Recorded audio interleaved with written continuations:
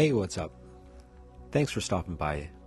I've got a quick video for you today that's all about how you can start to create your own data sets. In my case, I'm going to be using photos. If you're like me and you're a photographer, you probably have a lot of photos, enough to make a data set in whatever field or niche you're working in. So let's quickly go and look at a computer vision project we could get started with that works with our own data. So in my case, I've been using some computer vision to help me in some of my workflows. Hopefully after this you have some really great ideas about how you could use it for your own work, because yours might be different than mine, or your needs might be different than mine. So first thing we are doing, or I recommend that you do, is head on over to, just type this into Google, VGG Image Annotator. You'll get to a page like this. It's produced by the University of Oxford. You should find some download links. Now, the only one we need right now is the version 2. It's strictly for images. If you want to go into audio and video, we could do that. It's a little bit different of a user interface. So to follow along with what I'm doing, just stick with this one. This is really small. As you can see, it's only 400 kilobytes. It runs in your browser, very quick and easy to use, and it could not be simpler. So I've been using it and enjoying it. Let me show you how to use it yourself.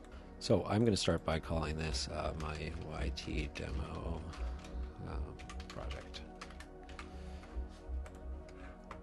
Now, I've used this with a faster RCNN model to do some object detection and things like that.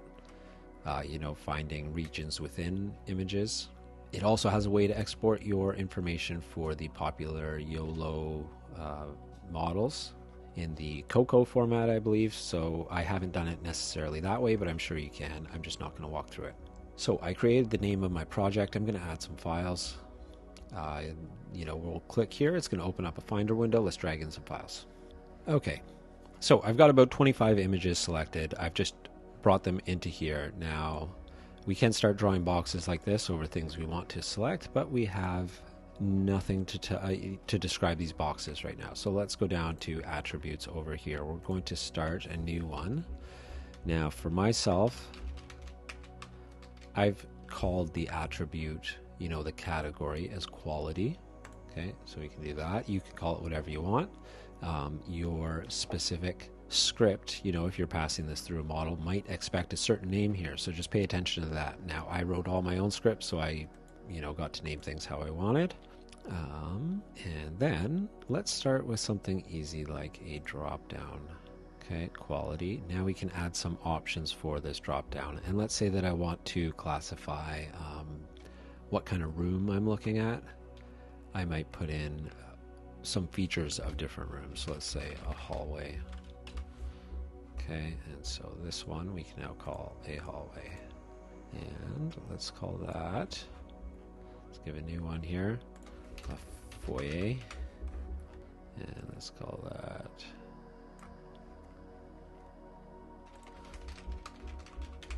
stairwell. And we can see this in here is and now obviously you're going to do whatever is useful for you. I'm just imagining that we're starting with like a room classification. So it's going to, instead of doing a single classification over the entire image, it's going to say, hey, what can we see in here? We can see a foyer, we can see stairs down, and we can see a laundry room, because that's what typically comes up in real estate photos. It's not just one single room we're showing. We're trying to show the relation from room to room. So this is one way I imagine that I could implement that. So got another hallway. As you can see, it is pretty easy though to start filling in. Oops, classify closet. It's pretty easy to start filling in, any kind of information that you could want to start classifying in your computer vision project.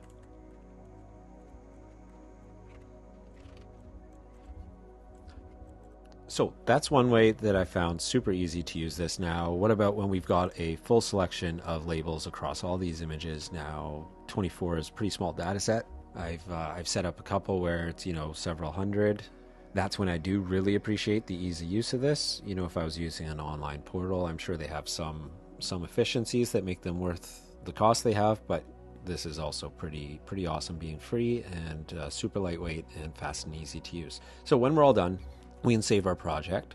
So when you save here, this is going to save a file that this program, VGG Image Annotator, understands, and then you can reload. Let's say you have to stretch your work across multiple days. You'd want to stop and save in between, maybe close your browser, shut down your computer, who knows what. You would do this, and then we would open it here. And in my experience, these, when you open, are typically unlinked again. So like it'll click here and it'll say the image isn't there and you get a little concerned. All you have to do is go back, add the files again from the very same place you did, that have all the same file name, same metadata, and all of your boundary boxes will show back up again. And let's say when you are ready to train, I've gone like this where I export a CSV file because that's how I've set mine up, but let me just see. I think that there is export annotations as JSON, as CSV, and as COCO. So as I understand it, COCO is what you need for the YOLO models. I was using a faster RCNN and I kind of just made a CSV parser for it. So I was doing it nice simply like this. In any case, that's our quick introduction to how you can use VGG Image Annotator for creating your own data set. Interested to see what you might make. And if you have any great ideas to share with anyone else, please leave them in the comments below. Thanks for watching. Take care.